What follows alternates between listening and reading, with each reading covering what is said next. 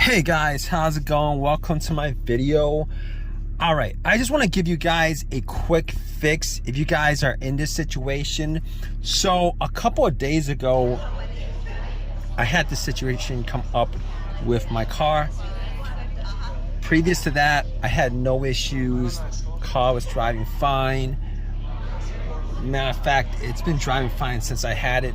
The only thing that I actually had to change out within the last year was the battery.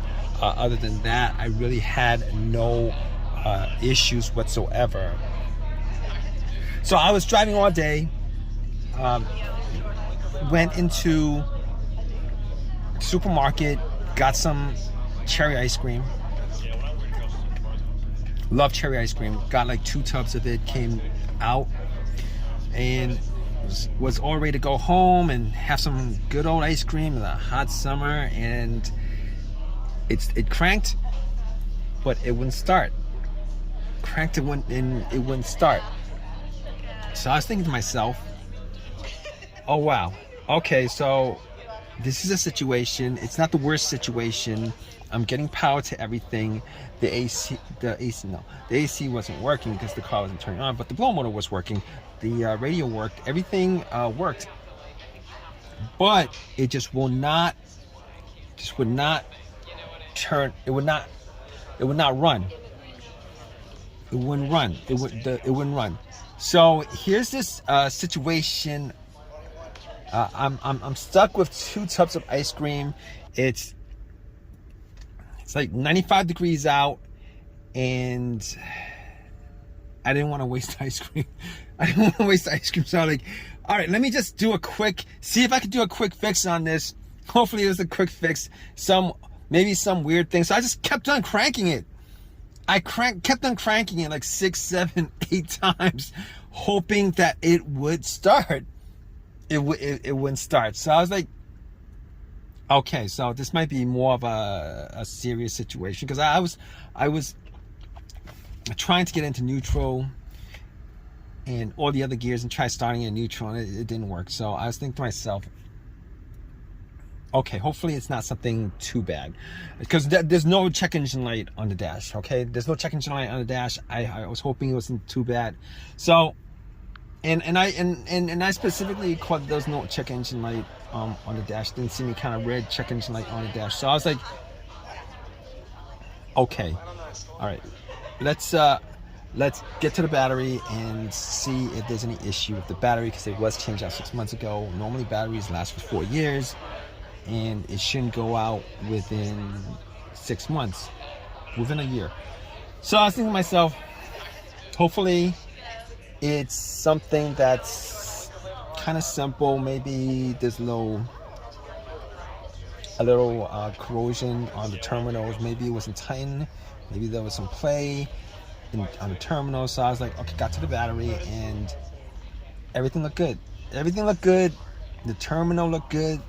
It was tight. I wiggled it. It wouldn't wiggle. As far as I could tell, there was no corrosion on the terminals whatsoever. And I did also make sure to check the negative line that went to the frame, make sure it's connected, make sure it's no corrosion, etc. And I was like, okay. Now I couldn't be 100% sure that it wasn't the battery. All the cranks that I was hearing were strong cranks. Now normally if the battery's kind of weak, I would hear like a weak crank, but I cranked it up like 8 times, and every single time it seemed to be really strong. So I was like, let me check this out further. Maybe I'll just turn on the lights, the headlights, and see if it's bright. And the headlights were bright.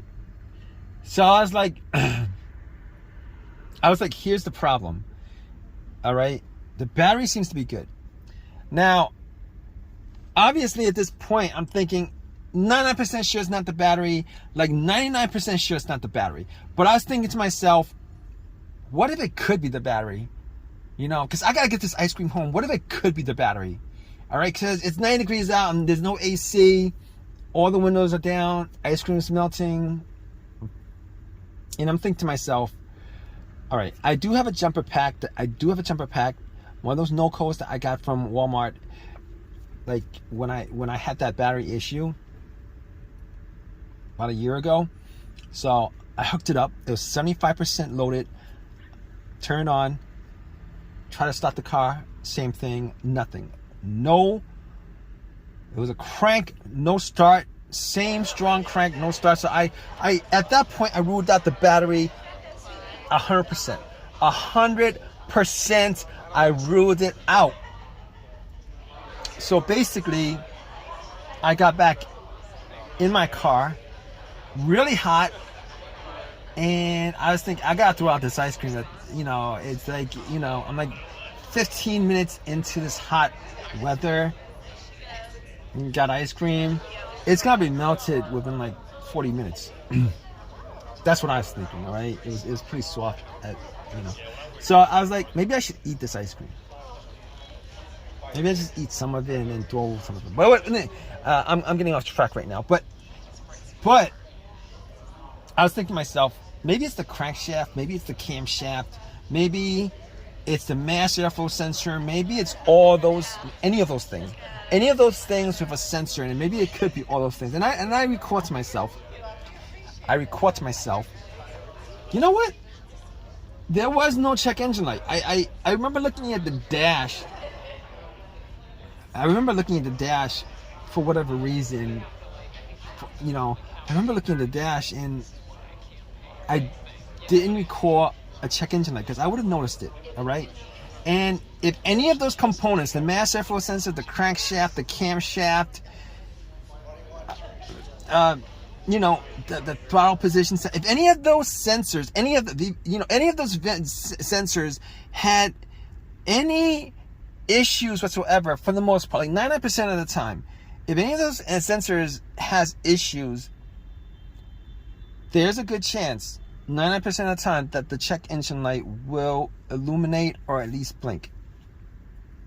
Now, I didn't have an OBD2 scanner on me to scan it all the way through, so I don't know that 100% for a fact, but I know that I could probably rule out most of those things.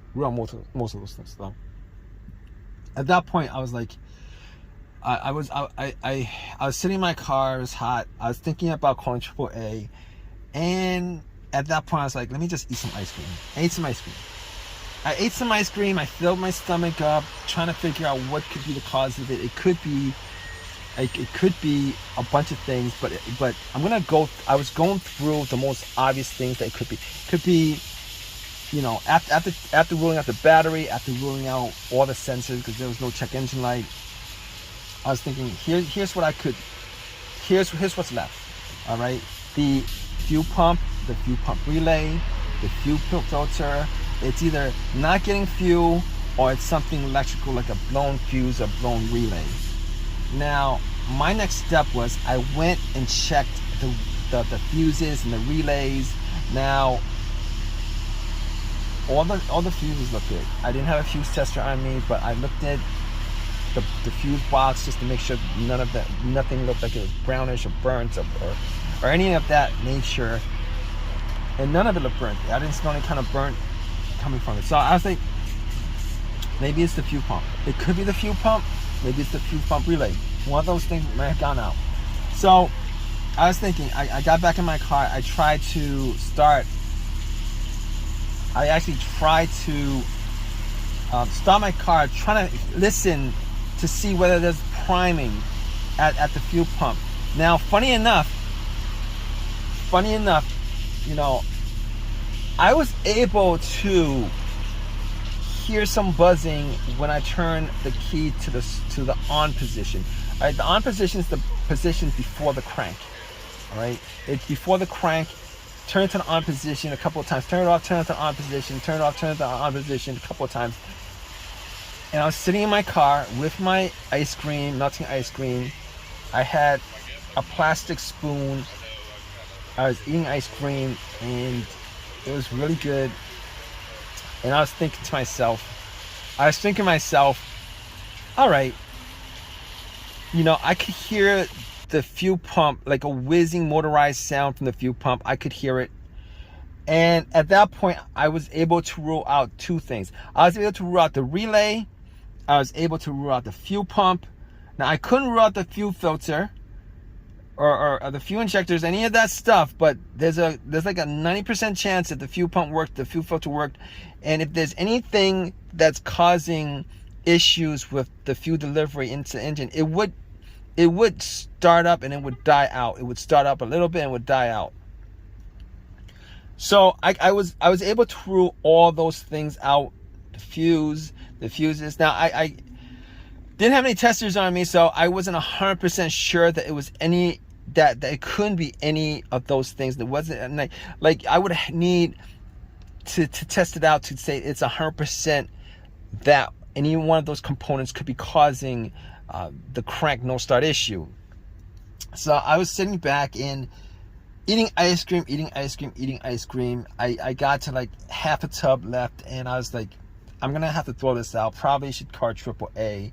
And then I had like a little bit of an epiphany. I was thinking to myself, you know what? I had this issue maybe 5 years 5 years ago on another vehicle. Ran through a lot of the tests, but had it towed, and funny thing is, it turned out to be nothing more. I spent money on towing at that point, and it turned out that it was something that was pretty simple. It was something as simple as the key fob, or the key fob itself not being picked up or recognized by the car's computer, or it was the key fob battery.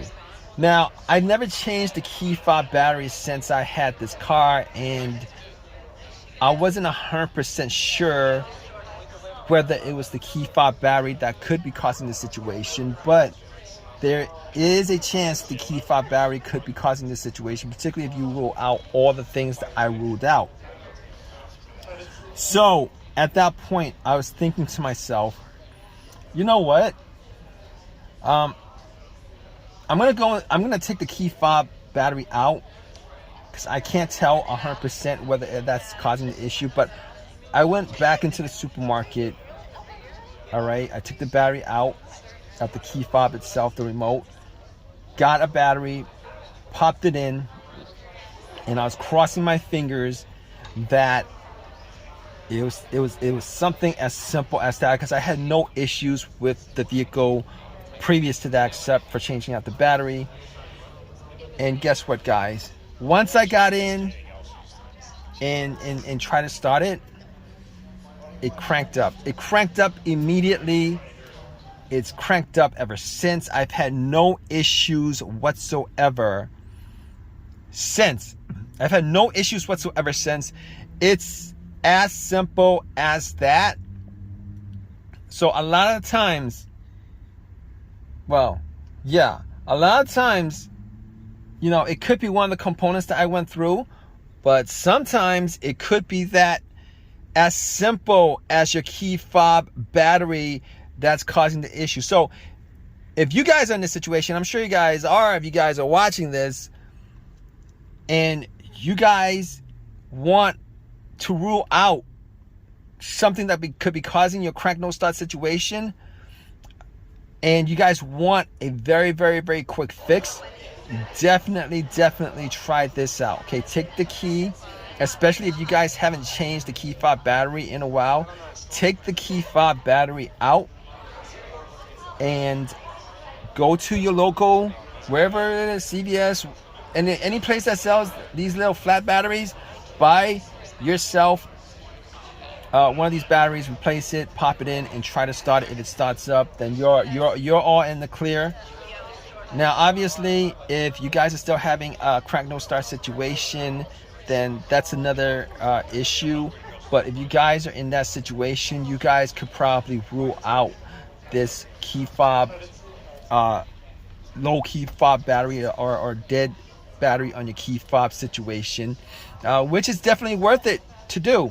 Because if you guys are in this situation where you guys are trying to troubleshoot issues, etc., this is probably one of the things that get to a lot of people, or get to most people, because when they come across this issue, they think that it's probably a component in the car that's causing it, and they won't actually go to other scenarios that might be causing it that has really nothing to do with the electrical or mechanical working of the car, but instead it's probably related to something that they wouldn't normally think or would be causing an issue like that. But anyway, I hope you guys have I hope this helps you guys out, if you guys are in this situation, and I hope you guys have this fixed. It's as simple as this.